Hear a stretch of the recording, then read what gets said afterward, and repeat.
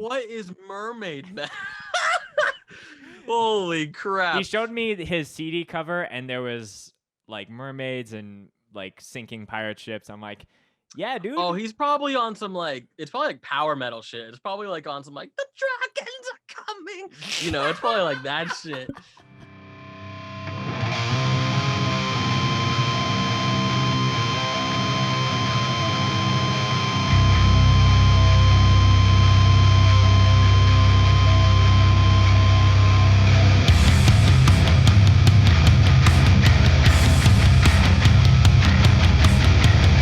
Well, thank you, everyone, for tuning in. This is another episode of the Scoped Exposure podcast.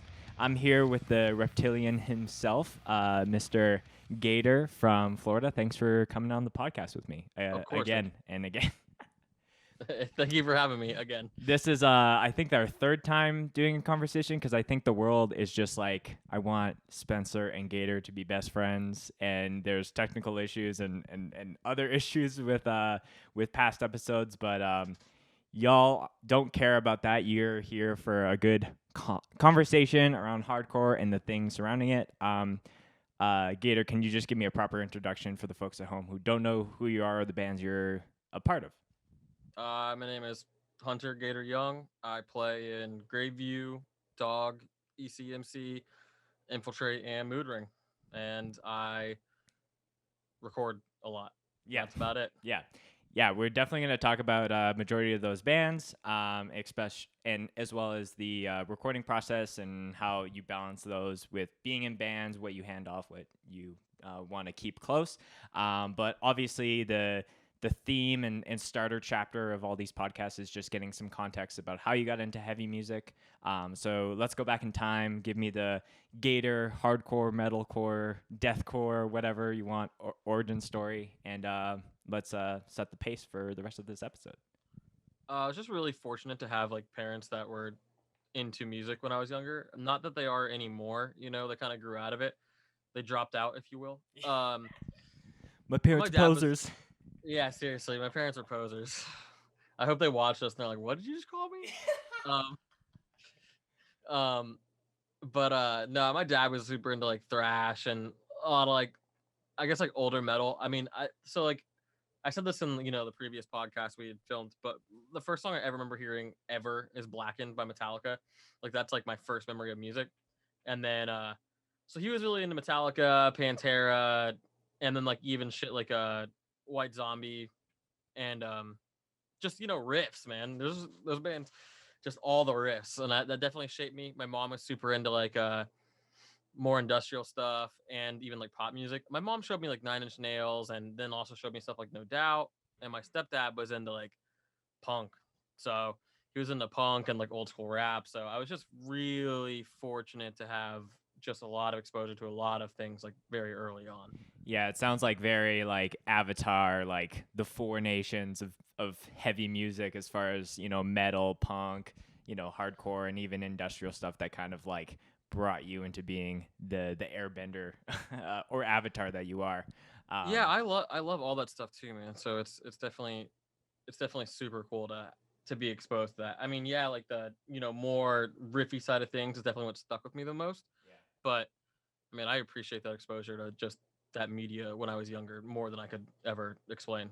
Yeah, 100%. And it's cool to see how all of those things do have crossover, and you're able to take, especially seeing a band like Code Orange, like where they were majorly like a metalcore band that was maybe a little bit more spastic, but like really taking influence now from like lots of industrial stuff and being like such a leader in that is really cool to see.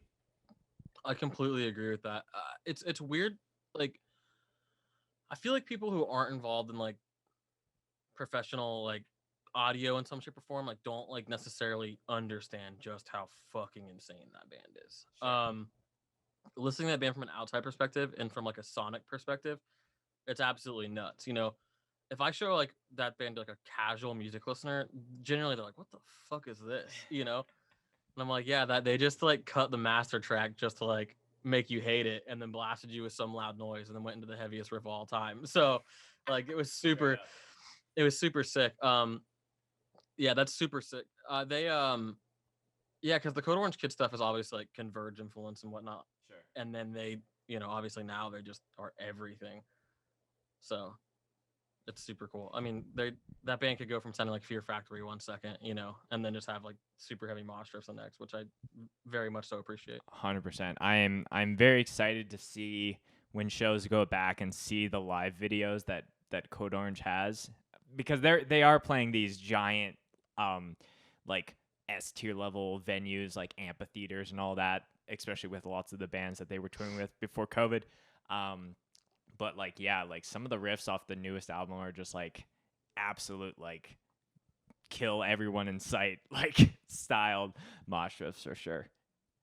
Yeah, they're, Um, they're all so good at what they do for sure. yeah. We're a little out of order here, but as far as bevs and what everyone's drinking, this podcast keeping it simple, staying hydrated. Oh, the light is glistening off the glass. Do you see that? Yeah, I like it. Yeah. Um, what are you sipping on your end? just some Some mud.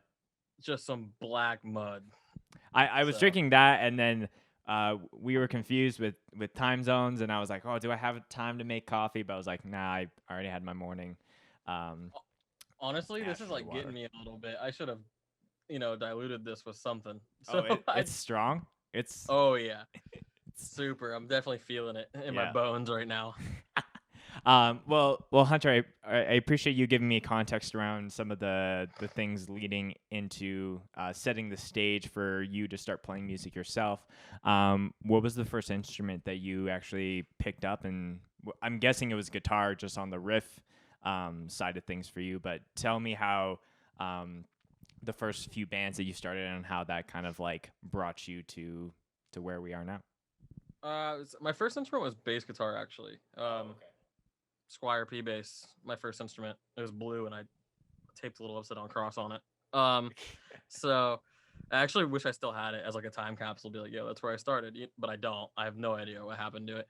Um, yeah, so I was in school, and there was these like punk kids and like Dead Candy shirts and stuff, and they were talking about starting a band. This is middle school, and I just went up and I was like, yo, I don't know you guys, but I play music. I had no idea how to play music. I just knew I liked it and I wanted to, so I went home over Christmas break and I begged my stepdad for a bass, and he got it for me. And like over like the next 2 weeks, I just taught myself how to play punk songs essentially just every single day, day and night. And fortunately, I was really lucky to pick up on it fast because I went back to school and I could play those songs, you know, to an extent. So I didn't get, certified poser stamped, immediately. You So said you could play, but you actually can't. Yeah. yeah. But no, yeah, that was it. And literally since then, I guess that kind of those bands like ended up turning into my first, garage metalcore bands and garage, like hardcore bands and stuff. And that's that's it, man. I lied about saying I could play music, got a bass, and here we are. You know, But almost but 20 but years later. seeing yourself in that light where it's like, yeah, I could get there. I feel like a timely example of that is I just bought a Jackson Dinky. I actually don't Sick. know what the model is, but it's the very first guitar I've had as like a Floyd Rose, and I was like, I know nothing about having a Floyd Rose, but I feel like once I own it, I'm forced to learn those things and just It's not adapt that that way. bad. Everyone makes a giant deal out of it. They're not that bad. Once you learn how to set it up and you do it a few times and you just commit to it, it's not that bad. I mean, everyone in Grayview plays Floyd Rose, so Mhm. my boys are so damn fast at setting up Floyd Rose. I swear to God, they could break a string on stage with an FR and have it fixed in like 2 minutes. They're crazy with it, Yeah. and I'm not too bad at it myself, but they changed mine for me. 'Cause I'm lazy. It's one of those like NASCAR, like the guitar rolls in, throw the new We're in string in. Daytona too, baby, so you know it. Yeah, that's yeah, that's the fast nature of changing or fixing things is very Florida for sure. Um, Raise hell, praise Dale. yeah. So you mentioned Grayview. That's one of the bands that you're a part of. Some of the other ones are Infiltrate with my boy Trenton from Gadget, as well as Dog and a couple other projects. But what's cool about a lot of the different bands that I've seen you be a part of is that you're doing kind of, not only are they different musically, but you're also kind of doing something different in each of those projects. So Maybe let's just start with Graveview and just tell me the vibe of the band, you do vocals, and what that's all about. Yeah, so I always wanted to do something death metal, and when Culture Killer ended, I remember on our last tour, I was talking with because Graveview is 3/5 of Culture Killer. It's myself, other guitarist, and the drummer. So I remember being in the middle of that run and being like, "Yo, I want to do death metal next," and everyone's like, "Well, what kind of death metal?" I was just like, really grimy, gross shit. Like I still want mosh parts. Like I'm not trying to sit there and you know, look what I can do. Like I don't give a shit about I don't give a shit about that.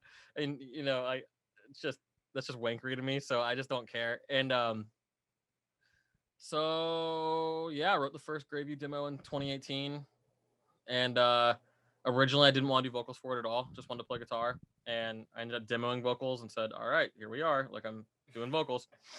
And yeah, it's just like really grimy, gross death metal. I don't like using the term like old school death metal. The term OSDM gets thrown around a lot, but it's like a lot of like the newer bands.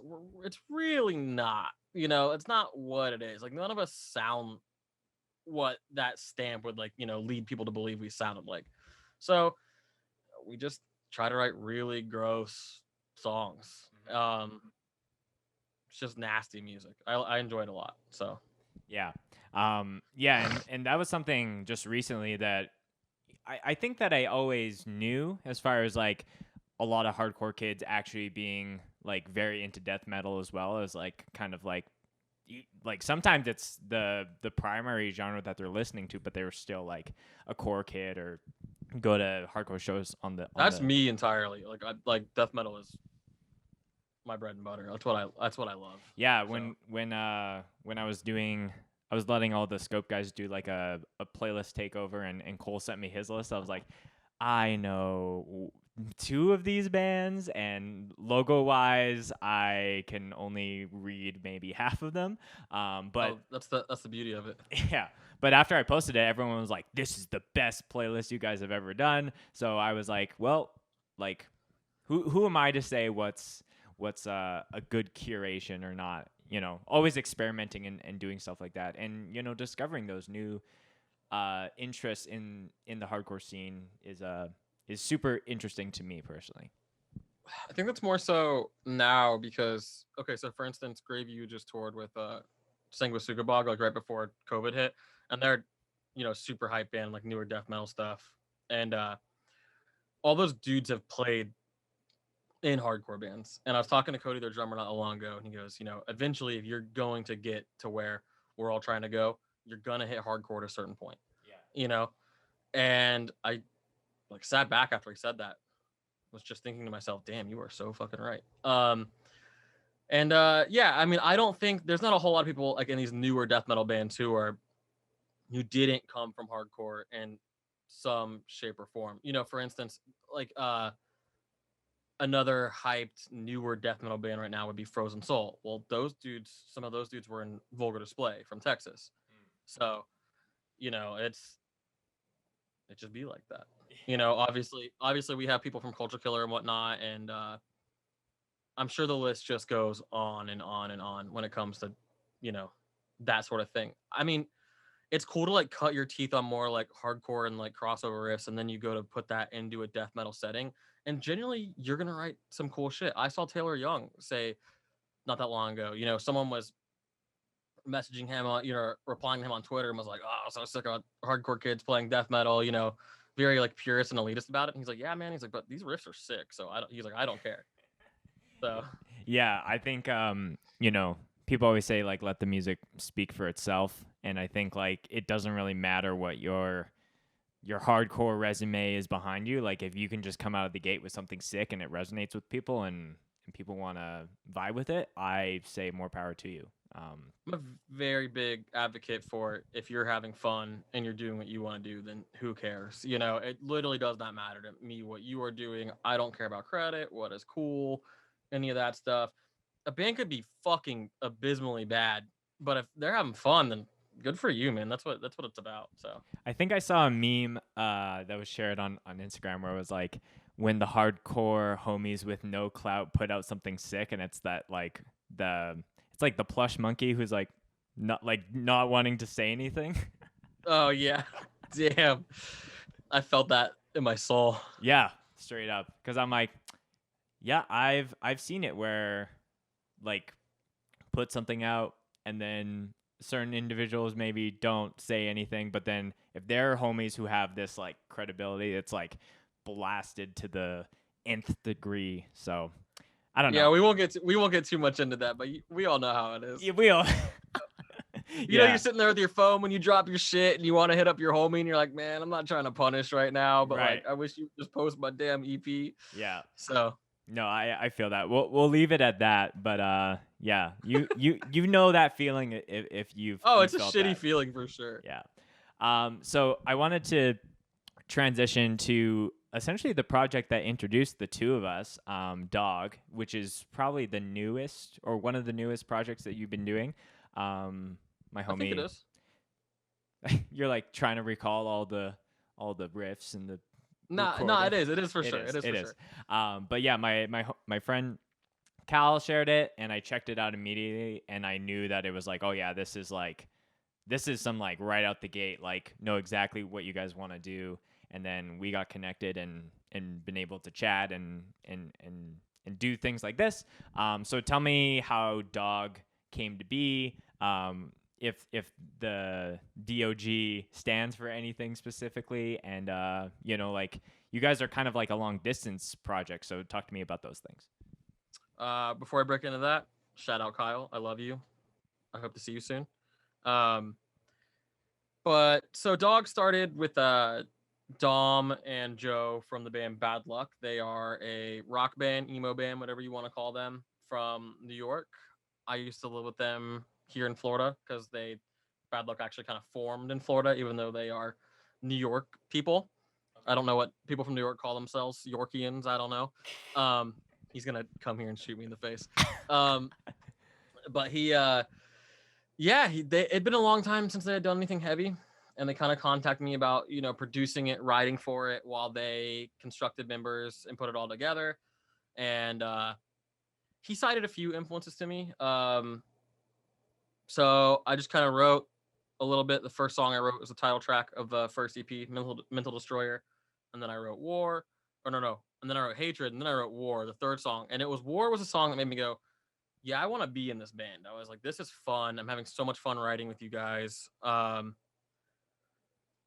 Every person who records music has, every band they record is like, hey man, you should just be in the band. But it wasn't like one of those things at all. Right. So no, yeah, we did that and ended up writing a few more songs. Ended up coming out with 6, and it's been happening ever since. Charlie, our other guitarist, also plays in Bad Luck as well, and he tour manages a bunch of larger bands. And our drummer Michael plays in Bad Luck as well, and he also plays drums in the band Can't Swim. Okay. Yeah, they're all in larger bands and all are super busy guys. They all live up in New York, relatively near each other. And so they were all down here when we did the first EP, and then Dom was still here when we recorded the newest EP. So we already have another EP in the chamber, mixed, mastered, locked, loaded, ready to go. Yeah. I'm actually waiting on one feature back right now. I'm just one, and it's driving me insane. So if this comes out before you get it to me, bud, please just send me the damn feature. I'm just playing. Yeah. Kind of. Yeah. I'm just. It would be nice if I got it today or whenever you hear this. It would be or great before, whatever happens. It'd be great that if you had somehow hacked into my electronics that you heard this and that you just did it. But no, it's super cool for sure. It's funny you say that it sounded like we knew what we were doing, because we definitely didn't at first. I don't know. I think the first EP sounds like really like 90s metalcore incendiary, if you will. Like if you just took Incendiary and made it a 90s metalcore band. Yeah. Which is sick, because I fucking love Incendiary and I have for many years. Mm-hmm. And I also love 90s metalcore. I mean, I got put in a trash can by a giant goth kid for wearing an 18 Vision shirt to school. So what? Okay. Tell me that story. You can't just like off the cuff just say that and move on. I feel like he was like, dude, this massive goth kid. I mean, granted, I'm not a very big person, but then I was probably like 5 foot, and This kid was like 6'2" in 8th grade, and his name was Steve. Steve, if you're watching this, I'm gonna get you. Um, yeah, yeah. He Your just day is coming, Steve. oh yeah, I've been thinking about Steve every single night before I go to bed. Yeah, yeah. He was like, 18 Visions fucking sucks, and I was like, I'm sorry, dude. You know, he's wearing a Pulse of the Maggots Slipknot shirt. I'm like, dude, we're not that. I mean, in my head, I'm like, we're not that far off from each other, right? Like, we're both like, you know, wearing You some may pretty wear that shirt questionable every shit. day. I'm just gonna wear that some other day of the week. Yeah, you know, I didn't understand. It's not like he was in like wearing like, you know, Burzum or something. I don't know what happened. And he just really wanted to put me in a trash can, is what it turns out. So yeah, no, I picked my ass up and I got away, squirmed away, and I was just running away. Because he wasn't like an enemy of mine or anything, or like a bully. You know, this is someone I considered a friend, and he really hated 18 Visions. And he also really wanted to put me in a trash can. So he succeeded. And then I mean, we were fine after that. It Right. wasn't like this like super like violent traumatic thing. Like, but It's yeah, it's like definitely. you couldn't throw garbage in a trash can ever again just because it was like too triggered. I can't even, dude. I You're can't just like even look at. leave it by the garbage. I straight up can't even look at one. Yeah. Um, but no, it was all good. Okay. But so like segueing back into Dog, Yeah. going into writing the next stuff, we definitely had a way more clear head of what we wanted to do Sure. for sure. Yeah. No, I am quite excited. Well, I guess I can I say I've already heard most of the songs? Oh yeah, I don't care. Gator was just like, I was like, yo, this sounds sick. He's like, yo, here's the rest of the songs. And I was like, oh, damn. Okay. Well, I guess I guess there's that. But yeah, I'm very excited for everyone else who's listening or watching to hear those songs. What are your thoughts on just this whole idea of, you know, I've talked about this a lot on the podcast with different people as far as like the only thing that we can really do as far as like keeping hardcore alive during this pandemic is like writing new music and making new bands. And I've seen a lot of that happening, which is really, really cool. But I'm not sure is like when that actually comes back, is there going to be like certain people that, oh, this was just a quarantine band, like we're not going to play shows? Like, do you feel like there's this pressure to like, oh, I don't want to do a little side project with my buddies because I'm going to feel like I'm going to need to do stuff once things go to a new normal? So inevitably you're gonna run into that issue for sure. I mean, there's gonna be a lot of stuff that popped up during quarantine that won't make it to like a live setting, especially because who knows how long this is gonna last. I mean, I've got a pretty good idea just talking to other people in the industry what their projections are.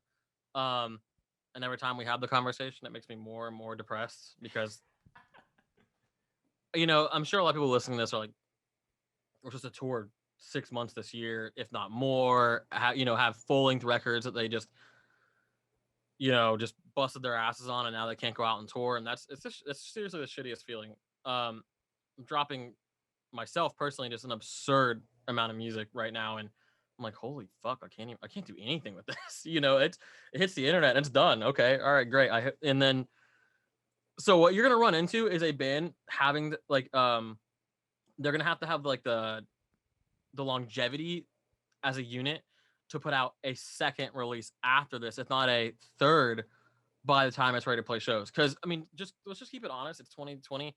No one's gonna give a fuck 2 years from now about the release you put out in 2020 during COVID. Say we go back to playing shows in 2022. No one's gonna be sitting there in their room like, oh man, can't fucking wait to hear Dog play those 6 songs they dropped 2 years ago. Like that's just not reality. So you're gonna have to see a lot of people continue to produce more and more content. In my opinion, I think that writing music is the coolest thing in the world. I actually enjoy the writing process and creating something and putting together even more than I like playing shows.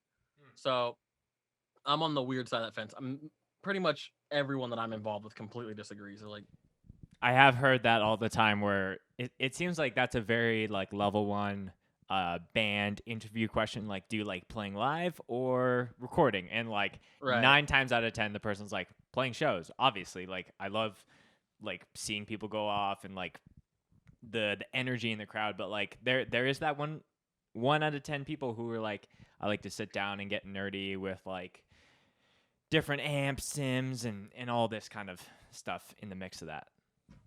I love both a lot, honestly, but I do love being in my chair writing riffs. So I just it's definitely my happy place. Like if I'm when everything else in the world is trash, I can always come in here and make something. Yeah. So And it's obviously like if you prefer recording over shows, it's not like you hate shows and you're like, I gotta. no, I love playing shows. I just like this a little bit more. Right, 100%. No, I think it should be interesting that like, I think that there is going to be this element of like people really just listening to stuff on repeat that was released during this like pandemic, and maybe that just has more weight when shows come back. But I agree with you that there is this like give me mentality when it comes to consuming music. As soon as someone puts something out, it's like, okay, when's the next Year the Knife coming out? When's the next fill in the blank band that you like coming out? So it is it's I guess it's in that unknown factor where it's like we don't know how people are gonna, like, how many people are gonna be back at shows. Is there gonna be more, less? How's the response? Are people gonna be more guilted to like going crazy at shows because they're like, this could be the last show that I ever mosh to or get silly for before something else happens in the world? I completely get that. I definitely took it for granted, so much. I've been at it for a long time. This is, I guess this year would have been 11 years of like actually like touring and stuff like that, because I started touring when I was like 16. So it's crazy not having the ability to. It's really depressing. Honestly, it's so depressing. I just want to do anything. I just said that I like, recording more than I like playing shows, but right now, man, I'd do anything to play a show. So I'm sure everyone feels the same way. Yeah, yeah. And do anything to play a show that wasn't at the detriment of a number of different people. Yeah, there's a lot of shows like popping up in Florida right now, and it's kind of an issue because obviously we're a problem state at that to begin with. Right. When people are talking about problem states, they're talking about Florida, New York, Arizona, California, but Florida is always on the tip of the tongue when it comes to COVID because people down here are just stupid. Yeah. And I know that no one who hears me saying that's like, Donor called me stupid. But, I'm not, obviously, if you're not playing shows, like, I don't know. It sucks too because the argument back and forth is, well, the venue's following state guidelines and blah, blah, blah. Like, don't get me wrong. I have friends who own a venue in a town near me who have to physically hold some type of something to feed their kids, but they're not hosting shows. Right. They're doing, some events. They had like a deathmatch wrestling thing the other night, but what I saw, man, it was barricaded, masked, 6 feet apart. Instead of 50% capacity, it was at like 25%. And I went, okay, you're doing it right. They went way under what the state even allowed. But then I also see local bands just playing as many shows as they possibly can. And I'm just like, what are you doing? Yeah. Like, this is bad. And I feel bad for them too, because I like some of these kids. And I also just know other promoters in the state aren't going to touch this band when shit's over, Yeah. My friend Chris, he put out something, and this was like months ago, like maybe even like in April or May, when there was like a lot of people who were like, oh, this is all a hoax, and they're still planning stuff. Yeah, it almost ended for a little bit. It seemed like it was like, oh, yeah, it's done. And then it just came back full force. Yeah. I think that, like, recognizing the venues and bands that are being quote unquote adults about this whole situation and like just doing their part is huge. And the people who are trying to skip the line and try to be the first to, like, the guy I bought this guitar of, I don't think he's ever going to listen to this podcast, but he was like, yeah, we're playing a show in Edmonton in like 2 weeks. I'm like, oh, like, what about? And then he's like, oh yeah, there's like plexiglass and people buy seats at a table and you got to sit down. And maybe for his style of, like, I think it was like mermaid like metal, like it was something mermaid metal. It was very weird. What is mermaid metal? Holy crap. He showed me his CD cover and there was like mermaids and like sinking pirate ships. I'm like, Yeah, dude. Oh, he's probably on some like it's probably like power metal shit. It's probably like on some like the dragons are coming. It's probably like that shit. No, straight up. And yeah, I was like, okay, dude, we are on different ends of the spectrum. I would like to get this guitar, but he was just like going on and on about it. Oh, that Anyhow, sounds awful. anywho, I want to say the band name, but then I don't want people to go. Oh It- yeah. Don't get his ass like that. That's not. I'm very grateful that he sold me this sick guitar for a very good price. He held it for me so I could sell one of my guitars. But Dude, he's gonna as beat soon your as he ass said after he hears mermaid this. metal, I was like, ugh.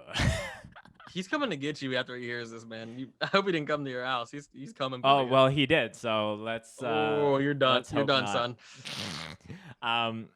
So all that being, I don't even know what I was trying to say with all. Oh yeah, so he was saying that he Corey, wanted to play a show, and like it's no different if even if there was, like, I'm just waiting until there's some kind of like health leader to say things as far as like physical contact of some magnitude is okay, because I think that's kind of the sign that it's like, okay, moshing on your friends is now quote unquote safe, or so to speak, when it comes to COVID. But we have no idea when that's going to come around the corner. There's still a lot of things that the entire world is not accepting as a whole, so it's just prolonging this whole process, which is the worst.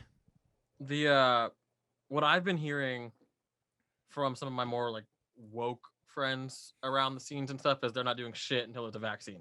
And the issue with that is, I mean, it's no secret how things are, in the United States currently. It's 50% of the population is going to get a vaccine. The other 50% is going to be like, it's the mark of the beast. Like, they're vaccinating us and they're tracking us and they're going to take my guns. And like, don't get me wrong, like, I love my guns too, but like, I don't know, man. Just give me the fucking vaccine so I can go back to living a normal life. So it's just mass hysteria. People are just going to freak out about it, which is really what I am more concerned about. When a viable solution is, hey, here you go, it's done, here's your way out, here's your vaccine, and then half the population goes, no. So I don't know, maybe they'll have some way to test for it. Yeah. Or something. Yeah, who knows? I don't know, man. It's also just, the more you think about it, like, it's just mind numbing and soul sucking, and just your mental health just spirals like into the toilet. You're just like, man, this is fucking ridiculous. Yeah. I can't believe we're just like 7 months into this shit. Yeah, it was crazy, like, to see, just the ramifications of everything, and be like, yeah, it should be settled by the fall, and yeah, now dude, I was like, pretty much October. I was like, 2 months, it's 2 months, it's over. Nope, yeah. Not even close. So yeah, so to transition off the COVID talk, because I know that it's important to hit on those things and have those conversations, but if that could suck up the entire time of this podcast. Yeah, exactly. You record a lot of bands that you play in, other bands in the Florida area.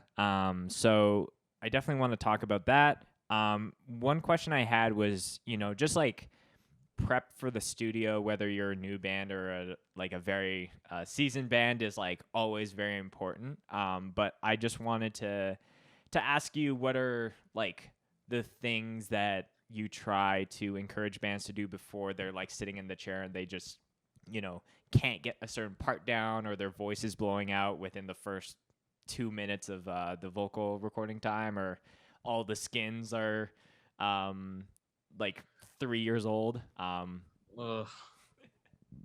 So yeah, that's a pretty loaded question, but I'll just like touch on all those things really fast. Sure. If you're like a singer or a vocalist of any kind, don't do anything out of the blue that you would, in your normal life, that you wouldn't do like going in the studio. For instance, I said that really fucking weird. No, we got it. If you smoke cigarettes, like before you came to record, just keep fucking smoking cigarettes. Don't come to the studio, not doing that. Or if you like do certain things, like don't go on a holistic cleanse before you go to the studio. You think it's going to help your voice. Your vocal cords going to be stressed out and all weird, and you're going to blow out probably. Guitarist, tune your fucking guitars like nonstop. Like learn what playing in tune sounds like. Practice your right hand. Like your right hand is everything, dude. I have the shittiest left hand in the entire world. It's all right hand, and it always will be. Um, drummers, I don't know, take care of your fucking equipment. There's so many good drummers out. Like there's so many like phenomenal drummers out there that just don't take care of their gear. And then there's like a really okay drummer that has maintained all their shit. Heads, cymbals, hardware, the whole 9 yards, and their kit just sounds 10 times better. I'm very fortunate to have always played in bands with drummers who really took care of their shit. You know, shout out Dylan, shout out Tyler, shout out Michael. And So I remember on, I think the last time we were recording this, you were saying like, if you're in the studio, like hit the drums hard because that goes oh yeah, miles, that's a miles. big thing. Yeah, for sure. I literally want drummers to hit as hard as they can. Like at least like their shells. Like cymbals is like one thing, but shells like your snare and like just fills like just need to be just beast. Just you Yeah. got to go brawlic. Yeah. So that's definitely depending on heavy music, but obviously I mostly record heavy music. So fuck dynamics, just go. No, it is a big thing where I've played in a number of bands and I listened to the records back, and it's like just one like not like 100% snare hit when it's more at like 75 or 80. It's just like that. To me, it's like, I know to anybody else who's maybe just listening because they're a fan of the music, they might not notice it, but for me, I'm like hyper focused on that one little inconsistency. Yeah, that's boner kill, man. There's just no other way around it. Like it's just you're like right there and it just doesn't happen. That's definitely a huge issue for sure, especially when stuff isn't sample replaced. And a lot of, I guess like this being a hardcore podcast, it's probably 50-50 in hardcore. Some stuff is not touched and other stuff it is. So that's just one way or the other. I definitely feel that for sure. I hard hitting drummers and like guitarists to pick, have a good right hand is like really my biggest concern when it comes to heavy music. Like Yeah. full on. When I did the podcast with two of the guys from Wish, Kenny, the vocalist, brought up an interesting point where he was just talking about like there is a time and place for very authentic, like call it like simplistic recording when it comes to hardcore, like room mic in the middle of the room and it's just noise and trying to balance out the vocals. But he was arguing that there is a little bit of a trend that leads more towards production, maybe not to be like as like MTV radio metal produced, but Yeah. definitely being able to be like, you put this on your car and it's a bop, and it's not like you're turning down the volume because it's so imbalanced. So what's your take on just like production value in hardcore and where to lean in more and where to lean back? Because being authentic on the recording is such a pillar in hardcore for sure. I definitely agree with that sentiment. It's you mentioned Trenton earlier. Trenton is the king of listening to just demo core, as I would call it. Like it's just, might as well be black metal recordings, but for hardcore. And I'm talking like old black metal recordings, like Norwegian shit. And he loves it, and I like it too, honestly. But I can only do so much of it. Um, it works for certain bands, that's really okay. So the number one thing for myself, and I'm only speaking for myself, not anyone else. Don't want anyone to be like, oh, fuck that. I When I go into like produce a record or work with a band, I'm not sitting there. I don't sit there and go, oh well, this band has to do this, that, and this, and I have to follow these guidelines of recording, and I have to pull out this frequency because some fucking guy on the internet told me I had to. And obviously, there's like very just simple guidelines you should follow. But at the end of the day, if I like break it all down to mathematics, it's not fun anymore. And if it just becomes too scientific, like it just completely takes the fact that like we're creating music out of it for me. I'm way more concerned about capturing a band's vibe. So for instance, I there's a incredible band from Florida called Rhythm of Fear that I had the honor of doing 3 songs for, and I mixed Rhythm of Fear like I would a modern Slayer record with the idea that they are hardcore adjacent, that there would be people in hardcore listening to it. And then the band after that is this death metal band called Carnal Ruin. And granted, their old recordings were like super demo sounding. I didn't want to lose that, so I didn't record them to a click track. I didn't sample replace their drums. Um, their vocals are cavernous while still keeping it punchy to an extent. And then the last thing, I'm actually behind you right now. I can see my session is Omen OKC. I'm finishing I'm finishing their mix today. It's going out. Cool EP. I mix that shit completely different. This is, it's kind of raw, but it's, it is more hi-fi than the other two. So you just have to go into it like very, you just, it's way more important to capture a band's vibe, like what the band specifically needs. And also, I have a lot of bands coming in right now being like, yo, so this time we're gonna make it sound as shitty as possible, but like in an artistic way. And the next time we'll like make it more hi-fi. And I'm like, okay, cool. That's tight. Like, let's do it. Yeah, So, it is very interesting where I remember there was a band from back home and they were recording with my friend Brent and after they put it out, like they got a ton of traction because like it was like a 3-song demo. And Brent had recorded a multitude of bands. He did all the Withdrawal stuff. He did all of like my bands that we played in together. So he definitely knew what he was talking about as far as like keeping it very punchy, but not like super like overcompressed. digital. Yeah. Yeah. So I think when they put it out and a lot of people were vibing with it, one of the guitar players was like, "Oh, I just kind of wish it sounded shittier." And Brent's like, "I don't know what that means. I don't know like technically what that means to make it sound like it sounds good and people are into it, but it's just always an interesting thing for me.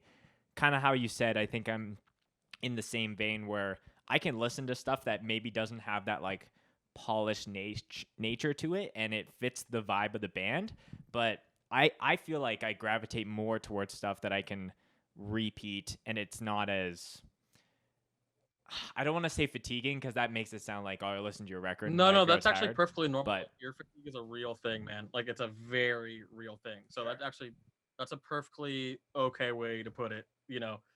Especially like scientifically, that's a very real thing. I mix it at such a quiet volume because if I don't, I'm gonna be able to sit in here for an hour and I'm done for the day, and then I'm not being productive. Right. So, no, I completely understand that. The middle ground is always the sweet spot. If you can find that perfect middle ground. Yeah. So that's the goal. That's always the goal. Yeah. But you also have the band come, and I'm not shit talking anyone in particular or anything like that. So I don't want to. I want to preface that before I say this.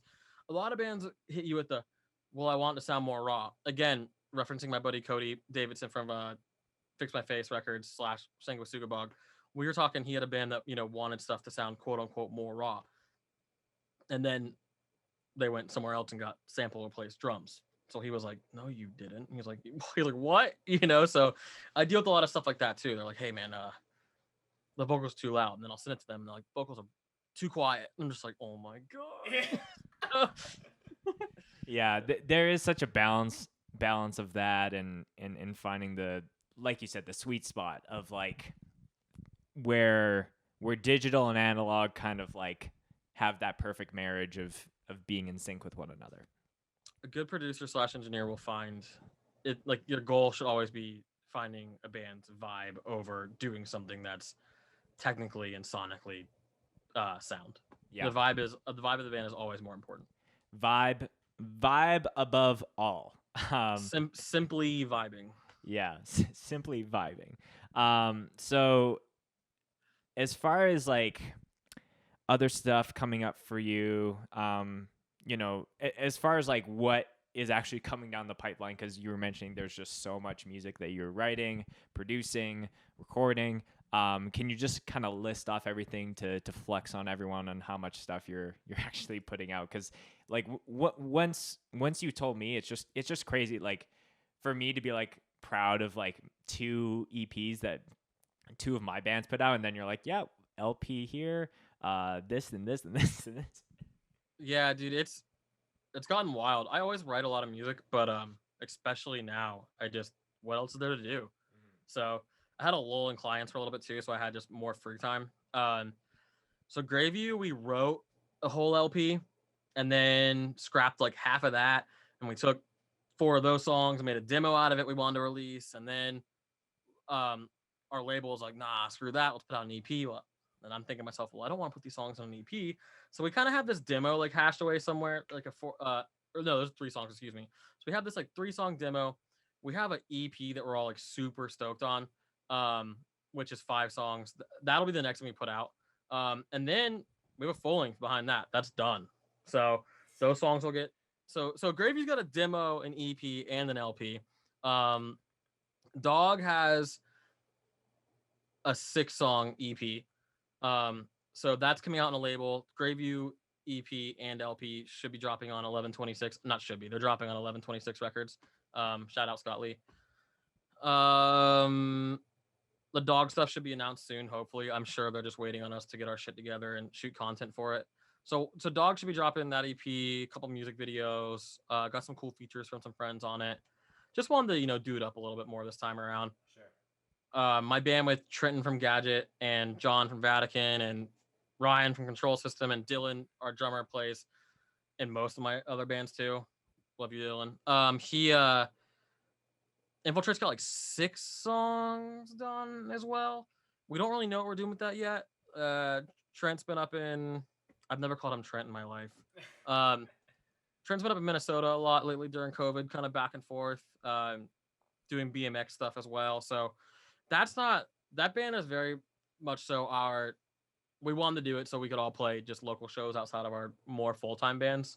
Yeah. And if there was a cool show happening, in Jacksonville or Tampa or Orlando, we'd be like, hey, let us hop on it. It's a fun band to be in, but it's nothing too serious. Yeah.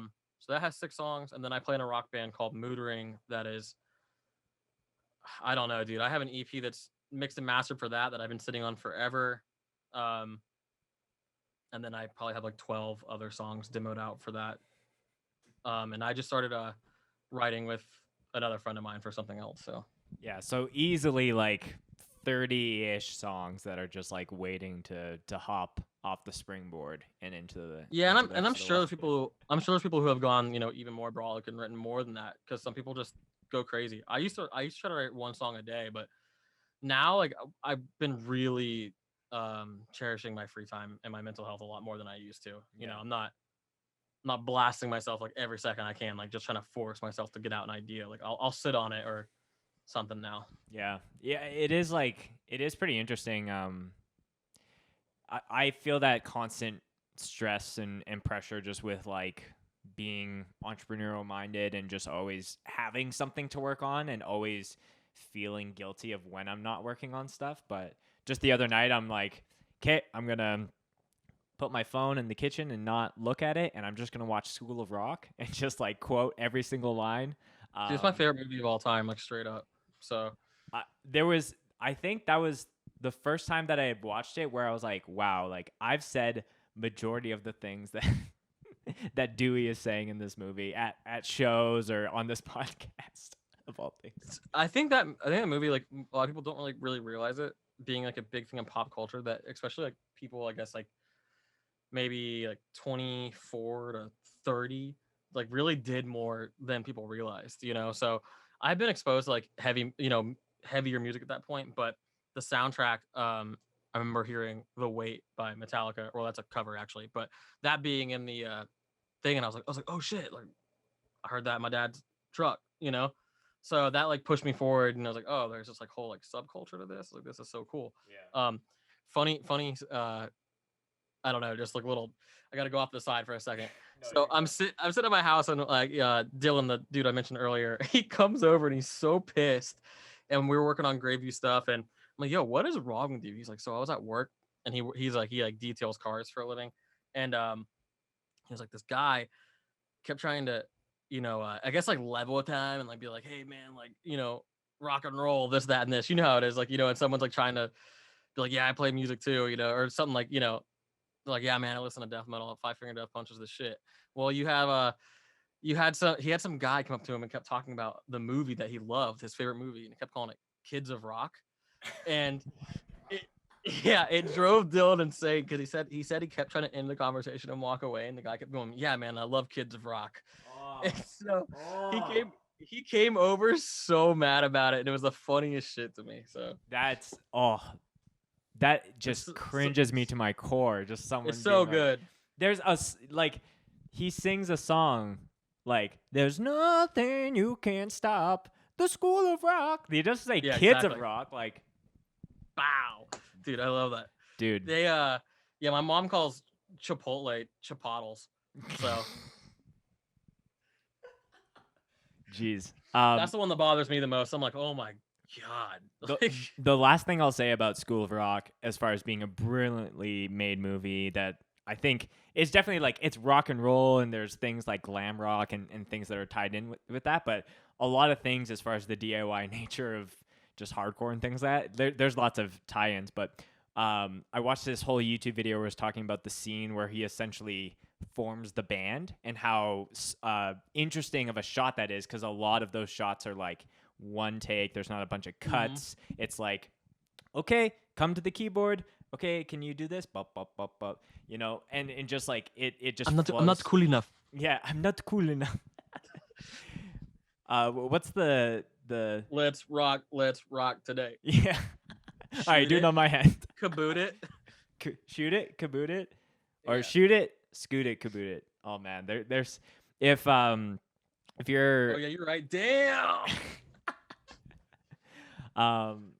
if you have a favorite School of Rock quote, please comment it on this podcast. I would love to just quote that movie. There's definitely like S tier level music guests that I would love to have on this show. And I was watching this movie, I'm like, is it possible if Jack Black at any point, like, I don't think he's involved in like any heavy music, but I would love to talk to him about that movie, the Tenacious D movie, and just like all like the fact that he did an entire video game that centered around him, like that would He's that would definitely be like sick. he's definitely like privy to heavy music for sure. Like he's not like unaware of it. You know what I'm saying? Like Right. he's definitely not.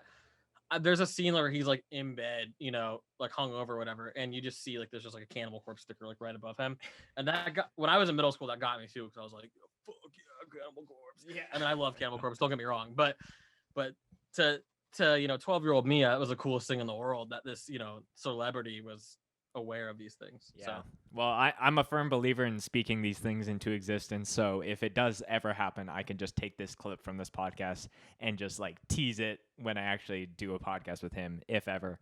that'd be so sick. It would be sick. Hunter, the way that we end these podcasts, as you know, is a favorite mosh story. Doesn't need to be something that you slam dunked on someone or someone slam dunked on you. Whatever's the first thing to your mind is how we end things here. I've been dunked on many times. Honestly, I'll just use this moment to shout out some of my favorite moshers. Please do. Shout out Trenton. Don't know how you do it. Makes no sense to me whatsoever. He's like the Energizer Max bunny at every hardcore show. Yeah, you've seen it. He just fries himself so hard too. Afterwards, you're like, every single show, I always walk up to Trenton like, "Are you gonna die today? Like, are you dying on me? Like, is today the day?" Yeah. Obviously Marcus Marino, great friend of mine, absolute psychopath. Love him. Kyle Falegi, obviously too. The glove mosh, shit's hard. Kyle is just a terrifying human being in general. Obviously there's a bunch of people down in South Florida who mosh super hard too. You know, Kyler from Bloodbather, Jeff, formerly a Bloodbather as well. Dude, there's so many sick moshers, but those three, Trenton, Marcus, and Kyle, are definitely my favorite. Hell So- yeah. Yeah. Shout out Those are my to favorite people in the world too. So shout out them. yeah.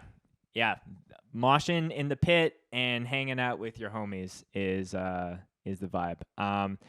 Any last handles, things you want to plug, anywhere you want to direct people after this podcast to either check out your music, check out your recording ventures. Yeah, that'd be sick. I'm currently working on a website where I can like host a portfolio right now. I've just kind of been going on if you know stuff I've been working on. It's been a lot of word of mouth and just me posting stuff I've been doing lately. But currently I'm working on a website. My studio is called The Swamp Sound, because I'm a gator. And all my handles on social media are at Actual Gator. I play in a bunch of bands. Graveview has new music coming out on 11/26, hopefully before the year is over. Dog has an EP coming out, hopefully before the year is over on label TBA. And yeah, man, I'm just trying to write music and have fun and be happy. That's all you can do. Yeah, and I think that's a huge theme of this podcast is like write music that makes you happy. Don't give a fuck about who's gonna mosh to it or who's gonna fuck with it. Just make music that makes you stoked and happy, and definitely go support Gator and all of his bands. That will all be in the show notes and in the description of this video if you're watching it.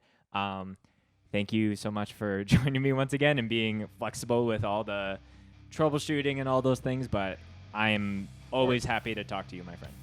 Oh yeah, it was great. Thank you for having me again.